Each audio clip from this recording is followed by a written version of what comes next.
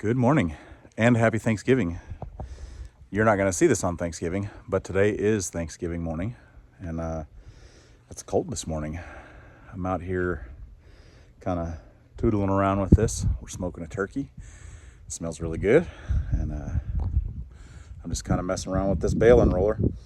I was kind of thinking about it since the last time I'd worked on it, and I'd like to put some bracing on it. I'm going to show you what I kind of figured out here. So you can see I've got that marked here and here, and where that's going to go is where it's marked there as a sort of brace. I'll kind of show you what it'll look like before I cut it.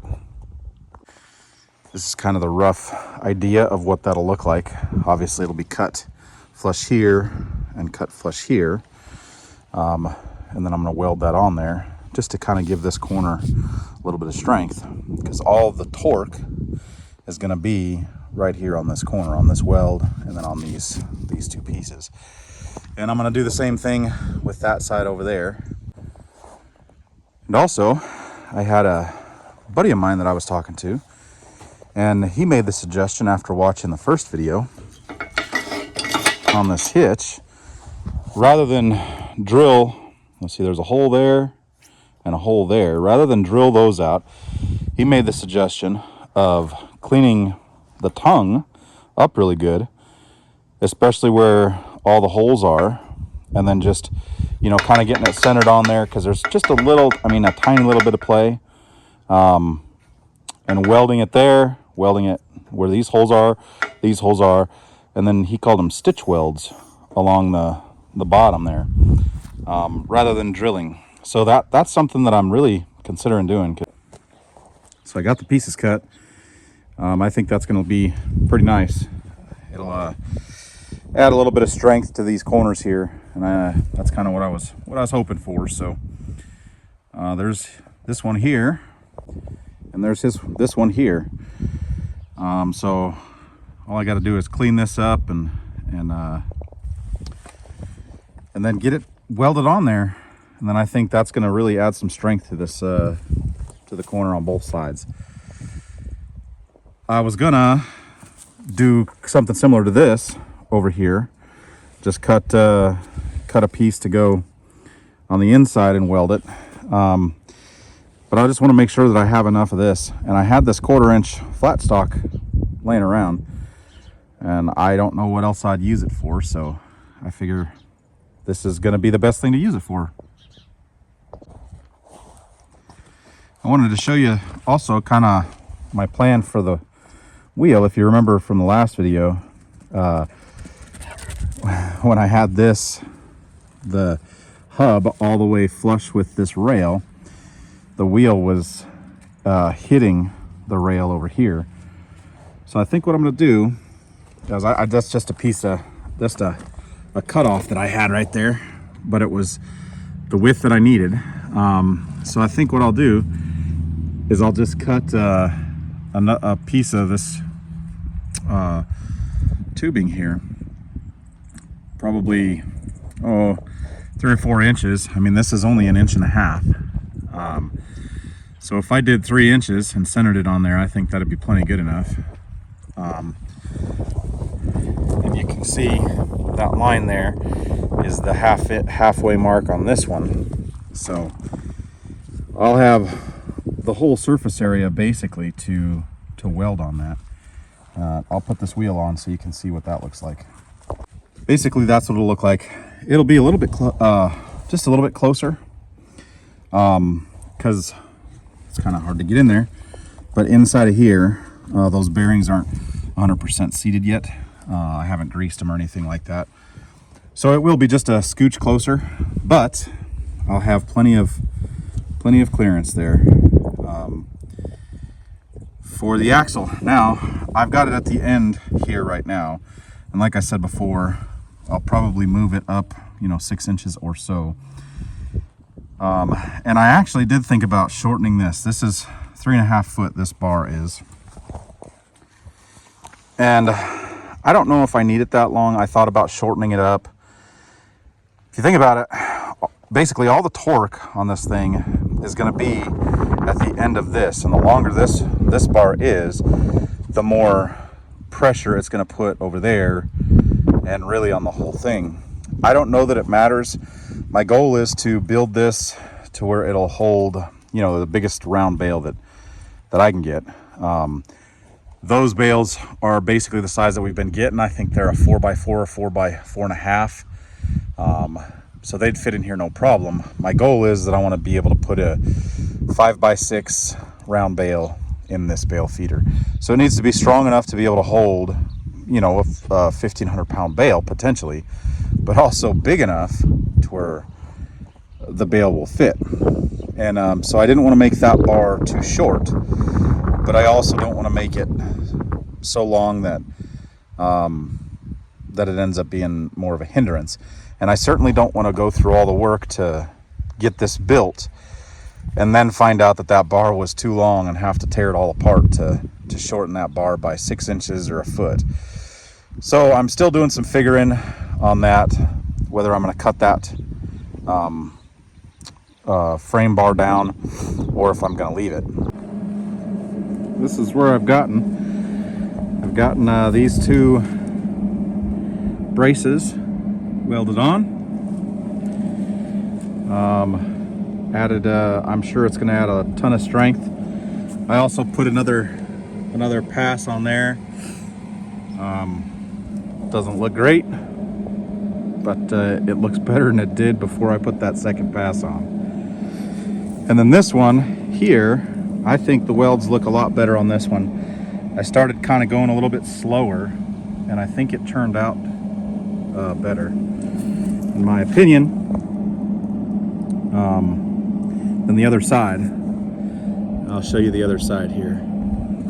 So here's the other side, and I think so I did this one first, and I think the one that I did second turned out better than this one did.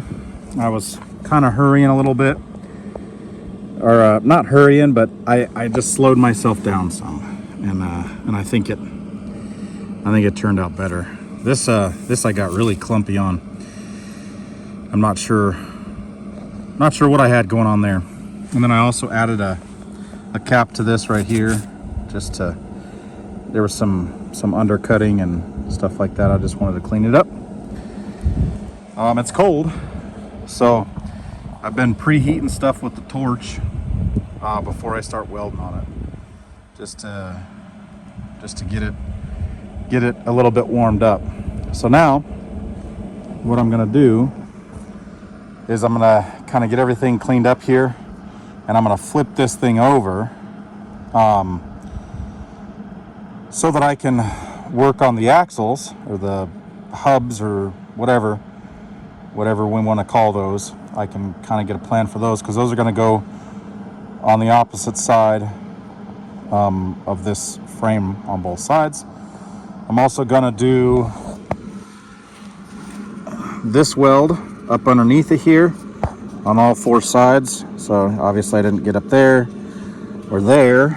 And also I remembered that I didn't weld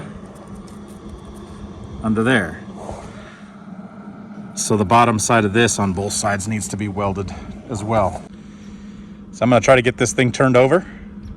It's heavy, and I'm gonna try to do it by myself. We'll see how that works. Shoot, nothing to it. So you can see, I still gotta weld that, and then do welds there and there, and then the same on that side. So all right, this is what I've gotten done in between getting called out and everything else. So I got these welded on there.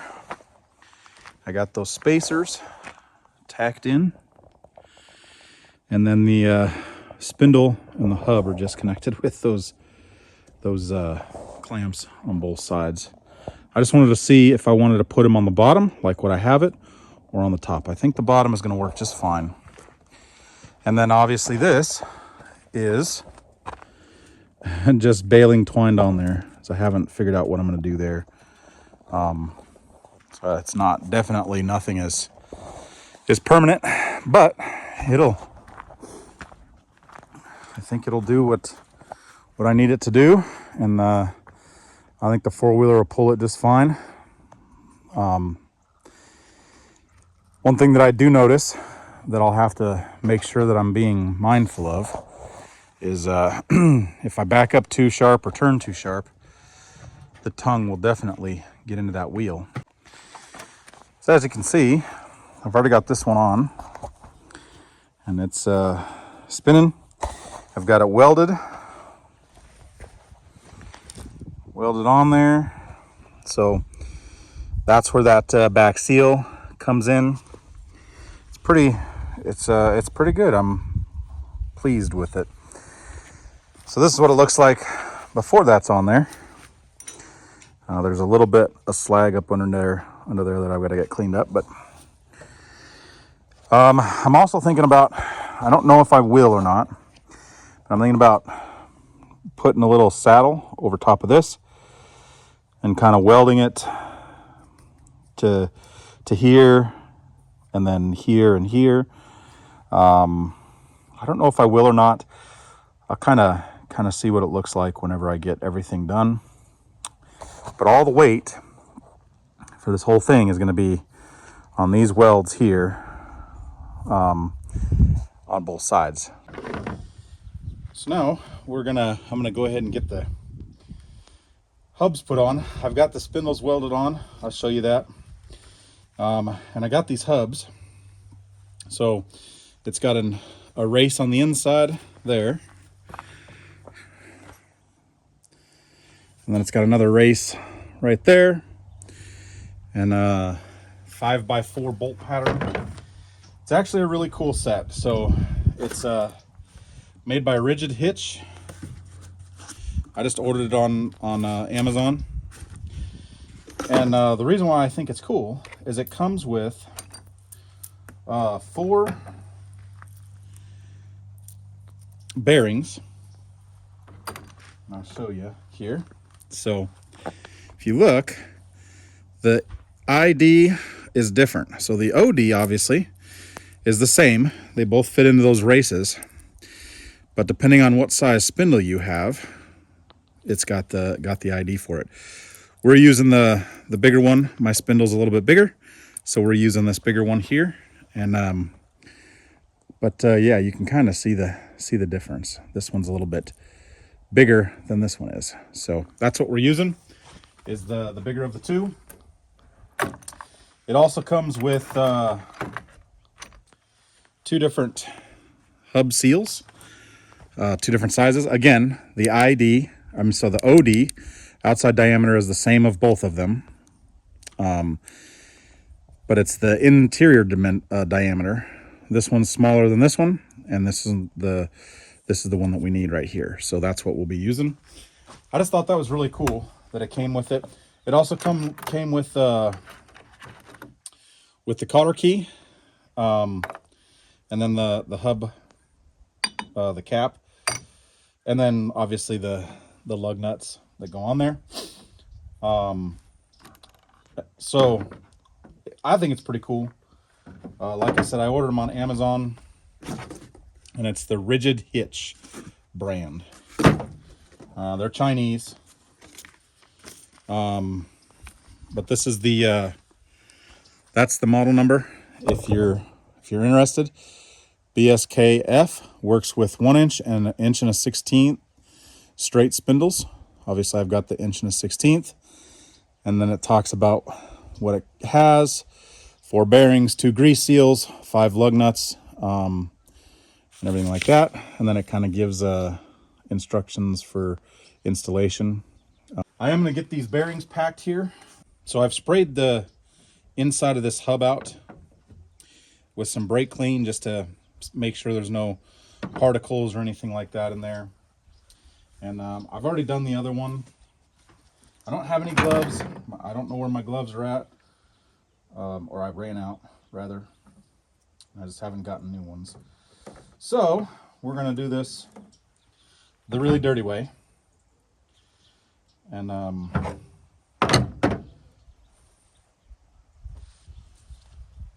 just going to put some grease in my hand. And that's how we'll pack these bearings, with grease. I'm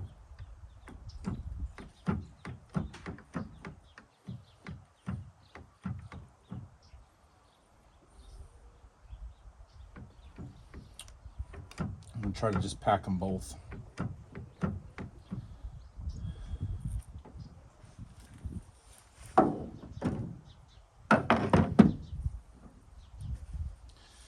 I'm sure there's better ways of packing bearings. This is how I'm doing it. And I'm just grabbing a little bit at a time to kind of force it up into the bearing.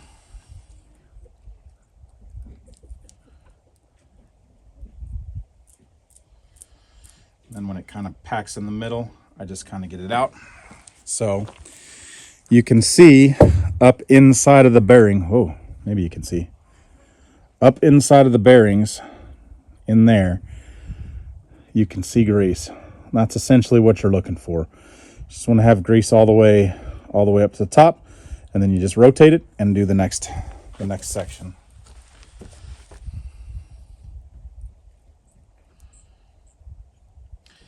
Probably got way too much grease for 2 bearings, but that's what I did.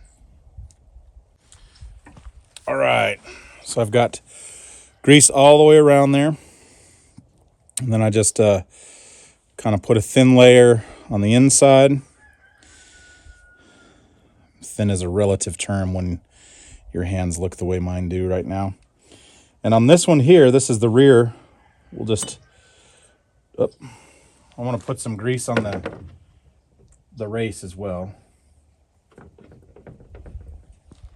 And then I just drop it in. I'm going to do this other one here while my hands are dirty. But this is a good time to put the dust seal in. Just put a little bit of grease on it. Oh, that's not good.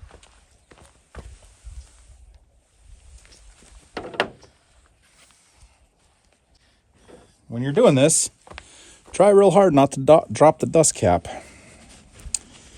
It's got a bunch of grease in it. Because then you're going to be cleaning it real good. Round 2. Put some grease on it. Hold on to it tight.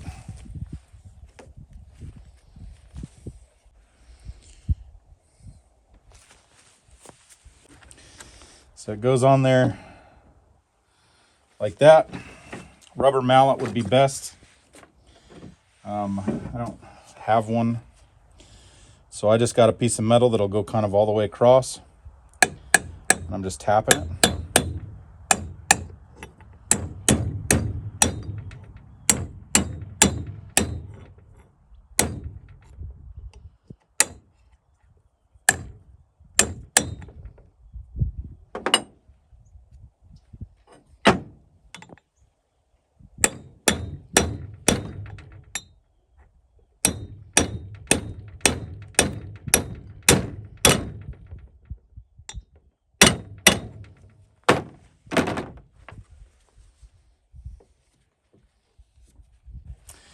We'll turn this guy back over,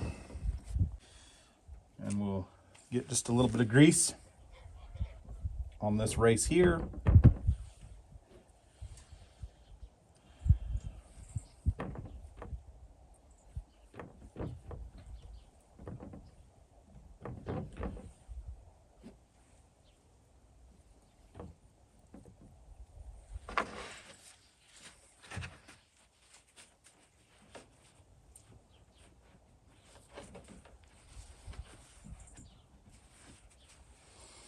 Okay. So you can see it's packed and coated. Let's drop it right in. It's on that race. We'll take this whole assembly over to the bale unroller and get it installed. So I start, I just rub a fairly thin layer of grease right on there. I don't know that it needs it, but can't hurt. There's that seal. That seal goes up on that upper part there. Oh yeah. It's on there pretty good. So that still needs to be seated, obviously. So what we'll do is we'll just put the washer in, put the castle nut on,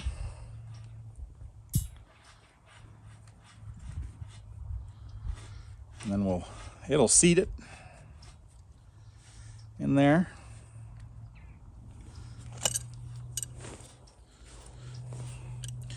So as I'm tightening it, I'm spinning.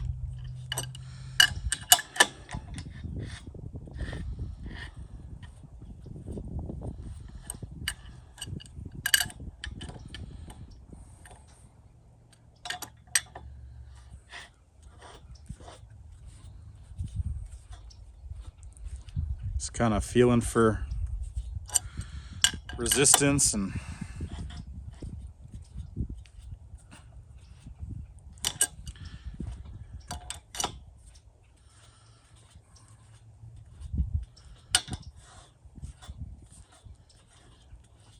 oh yeah, she's starting to get a little bit stiffer now. See how it's not turning as freely anymore? So that's obviously too tight, but I always go snug just to seat everything, make sure it's seated. And then you back it off. See, now it's moving again. And there is a torque specs. But you know, who goes by torque specs?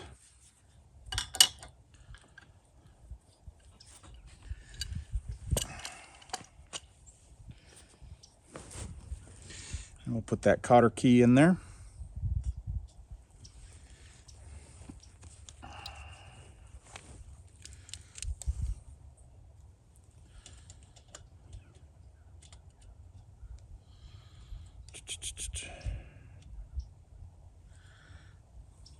Just bend it up around there. Bend this one up on that side.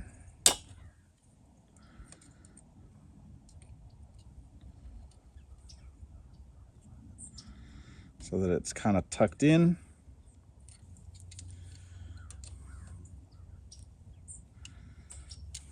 Like that. And then the cap goes on.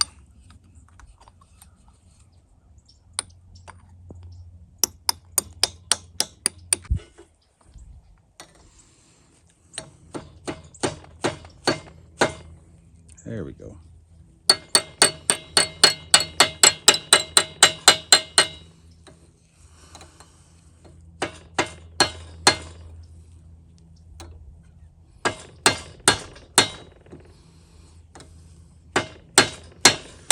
Obviously, this is not the right tool for the job. So, I already know. You don't have to tell me.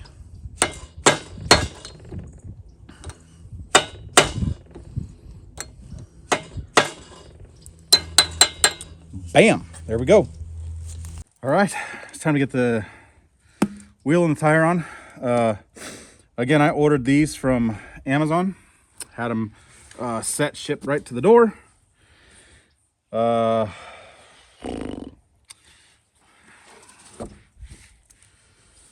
They are 205, 75, 15 with a 5-on-4. So 5 bolt pattern on 4-inch. And it matches this this hub really well.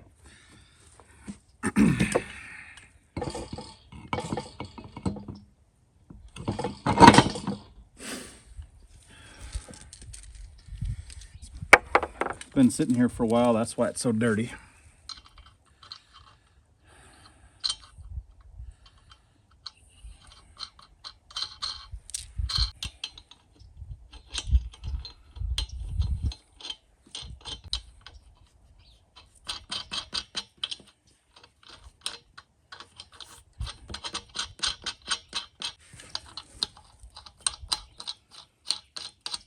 I don't have a tire iron that'll fit them right now, or I can't find my tire iron, I guess I should say.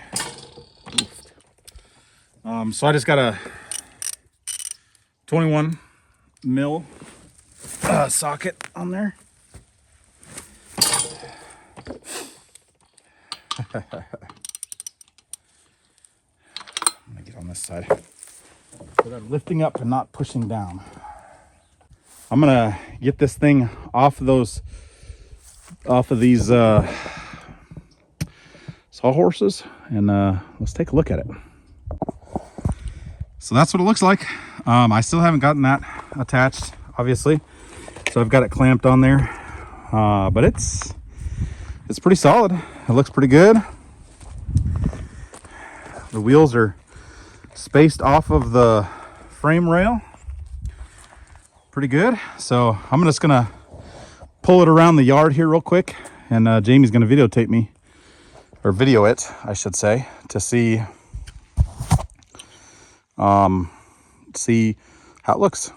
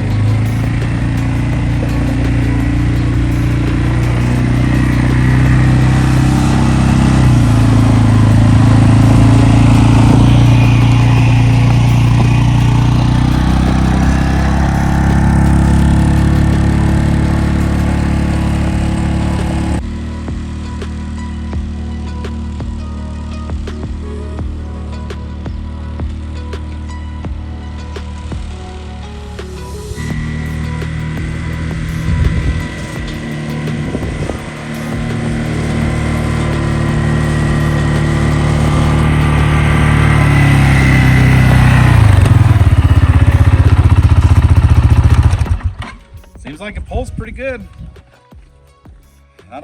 I think as long as I'm going forward, it's not going to get into the wheels.